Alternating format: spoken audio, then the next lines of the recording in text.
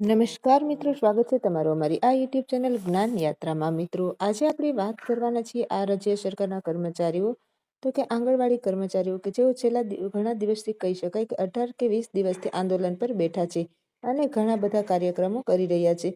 તો સરકાર દ્વારા તાત્કાલિક આ કાર્યકર તેડાગર બહેનોના જે માનદ વેતનમાં વધારો કરવાને લઈને અને કેબિનેટ બેઠકમાં મહત્વપૂર્ણ નિર્ણય લેવામાં આવ્યો હતો.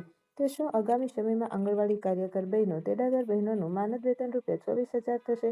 તદુપરાંત તેમની જે મુખ્ય માંગણી છે તે પ્રમાણે દર વર્ષે તેમાં 5% વધારો કર્મચારીઓને મળશે કે નહીં, તેને લઈને અને મહિલા અને બાળ વિકાસ મંત્રી દ્વારા મહત્વપૂર્ણ માહિતી તે જાહેર કરવામાં આવી છે. તો મિત્રો, આજના વિડીયોમાં વિગતવાર ચર્ચા કરશું.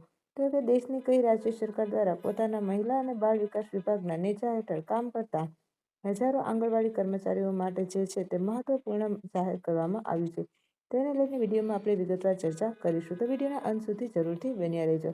હા મિત્રો, ચેનલમાં તમે નવા હોય તો ચેનલને સબસ્ક્રાઇબ કરવાનું ભૂલતા નહીં. આંગણવાડી કર્મચારીઓના પગાર વધારાના તાજેતરમાં સમાચારની વાત કરીએ તો મિત્રો, રાજ્ય સરકારના 40,000 કરતાં પણ વધારે આંગણવાડી કાર્યકર અને તેડાગર બહેનો છેલ્લા 18 દિવસથી કહી શકાય કે તેઓ હડતાલ ઉપર બેઠા છે અને ધરણા કાર્યક્રમ કરી રહ્યા છે. તેમની મુખ્ય માંગણી એ છે કે તેમને આંગણવાડી કાર્યકર બહેનો તેડાગર બહેનોનું જે માનદ વેતન છે તે 24,000 ઓછામાં ઓછું કરી આપવું જોઈએ. તે ઉપરાંત તેમને દર વર્ષે 5%નો વધારો પણ આપવો જોઈએ. રાજ્ય સરકારના મહિલા અને બાળ વિકાસ મંત્રી દ્વારા જે છે તે બાબતને લઈને સંપૂર્ણ માહિતી જાહેર કરવામાં આવી હતી.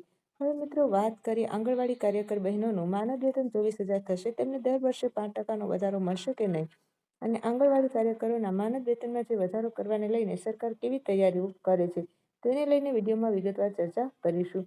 હવે મિત્રો, વાત કરીએ ઘણા લાંબા સમયથી આંગણવાડી કર્મચારીઓ આંદોલનો પર બેઠા છે, ત્યારે આંગણવાડી કર્મચારીઓ લાંબા સમયથી માનદ વેતનમાં વધારાની માંગ કરી રહ્યા છે. આંગણવાડી કાર્યકરો અને તેડાગરોને ટૂંક સમયમાં મોટી ભેટ મળવાની છે. હકીકતમાં મિત્રો, આ રાજ્ય સરકાર દ્વારા ગત રોજ માનનીય મુખ્યમંત્રી શ્રી પુષ્કરસિંહ ધામીની અધ્યક્ષતામાં મળેલી કેબિનેટ બેઠકમાં રાજ્ય સરકાર દ્વારા આંગણવાડી કાર્યકર અને તેડાગર માનદ વેતનમાં વધારો કરવાની તૈયારી કરી રહી છે. તેવો જે પ્રસ્તાવ છે તે મંજૂર કરવામાં આવ્યો છે. હવે મિત્રો, વાત કરીએ મહિલા સશક્તિકરણ અને બાળ વિકાસ વિભાગ દ્વારા પ્રસ્તાવ રજૂ કર્યો છે. અંતિમ સ્વરૂપ તેમને આપવામાં આવ્યું છે. સરકારના આ નિર્ણયથી મિત્રો રાજ્યના 40,000થી વધારે આંગણવાડી કાર્યકર તેડાગર બહેનોને આ વધેલા માનદ વેતનનો લાભ મળશે. આ માનદ વેતન ₹1,600 એટલે રૂપિયા સુધી વધી શકે છે. આંગણવાડી કાર્યકર પગાર જે વધારાની લેટેસ્ટ માહિતી મળી છે તે પ્રમાણે મહિલા સશક્તિકરણ અને બાળ વિકાસ વિભાગ દ્વારા માનદ વેતનમાં ₹1,600 સુધીનો વધારો કરવાની તૈયારીઓ હાલમાં કરી રહી છે.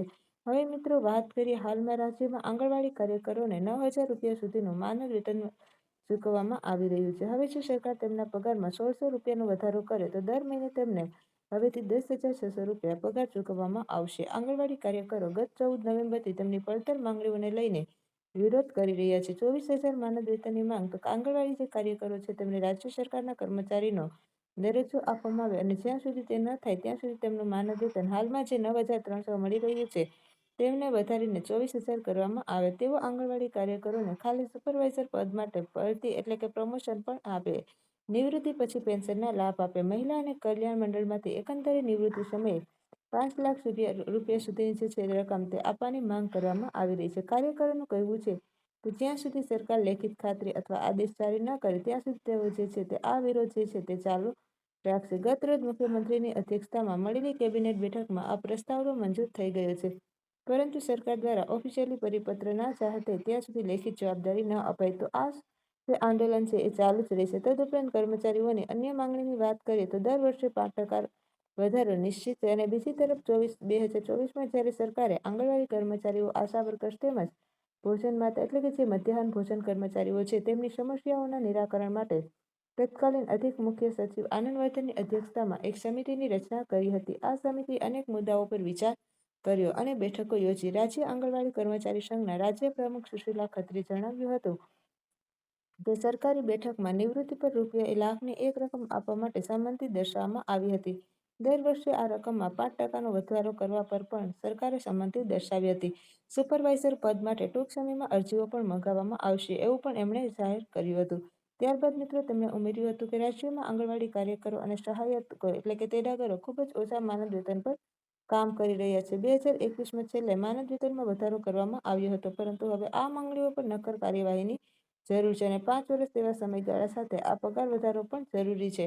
મહિલા સશક્તિકરણ અને બાળ વિકાસ મંત્રીએ મહત્વપૂર્ણ માહિતી આપી છે. તો ઉત્તરાખંડ સરકારની મહિલા અને સશક્તિકરણ તેમજ બાળ વિકાસ મંત્રી રેખા આર્યે જણાવ્યું હતું કે આંગણવાડી કાર્યકરો એ વિભાગનો પાયો છે, જે ઘણી યોજનાઓના અમલીકરણમાં મહત્વપૂર્ણ ભૂમિકા ભજવે છે. તેમણે સરકારે કહ્યું છે કે સરકાર માનદ વેતન વધારાની માંગ અંગે સકારાત્મક છે અને ટૂંક જ સમયમાં કર્મચારીઓની માંગણી સ્વીકારવામાં આવે છે. આંગણવાડી કર્મચારીઓ 24,000 માનદ વેતન કાર્યકરોને લઈને અલગ છે અને સાથે દર વર્ષે 5% વધારાને લઈને પણ અલગ છે. શું સરકાર આગામી સમયમાં આ બાબતોને લઈને આંદોલન સમજશે? તો આવા જ નવા અપડેટ સાથે ફરીથી મળીશું. ત્યાં સુધી જય હિન્દ, જય ભારત.